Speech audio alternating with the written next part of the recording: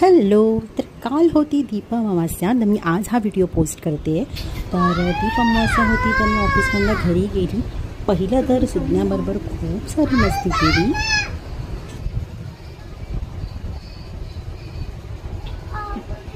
आणि मुलं ना त्यांना जरा जास्त असं एकदम पप्पी वगैरे घेतली ना जास्त तर खूप चिडचिड करतात. पण मला ते ना खूप आवडतं जेव्हा सुद्ध्याशी जोरात चिडचिड करते तेव्हा ते तिच्या तसं मला त्रास द्यायचा असं तिचं नसतं, पण एक बोलतात ना तिला आवडत नाही जास्त पप्पी वगैरे घेतलेली.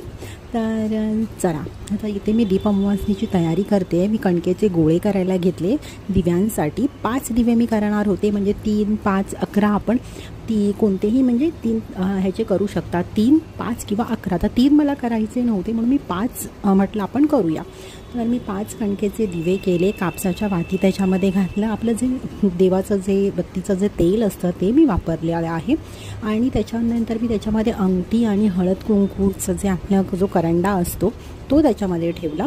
तर ह्याच्यामध्ये कसं असतं आपल्या दीप अमावस्येच्या वेळेला जेव्हा म्हणतात की मुलांना आपल्या ओवाळलं कणकेचे दिवे करून तर त्यांचे दीर्घ आयुष्यासाठी आणि आरोग्यासाठी खूप चांगलं असतं असं बोललं जातं. तर त्यामुळे मीही पहिल्यांदाच करत होती. म्हणजे असं कोणी सांगितलेलं नव्हतं, पण इंस्टाग्रामवरती किंवा असं ऐकून असं दुसऱ्यांचं ऐकून बोलू शकता. चांगल्या गोष्टी आहेत तर करायला काय हरकत आहे. आणि आपल्या मुलीसाठीच आपण करतो आहे आणि चांगलं करतो आहे. तर तिच्या जर भविष्यामध्ये किंवा तिच्यासाठी जर चांगलं होणार असेल तर करायला काही हरकत नाही. आणि ह्या गोष्टीसाठी हार्डली 5 मिनटं लागतात. भलेही मी ऑफिसला जात असू दे, पण हे जर तिच्यासाठी चांगलं असेल तर मी त्याच्यासाठी 5 ते 10 मिनटं नक्कीच काढू शकते. तर मी तिला इथे ओवाळलेलं आहे.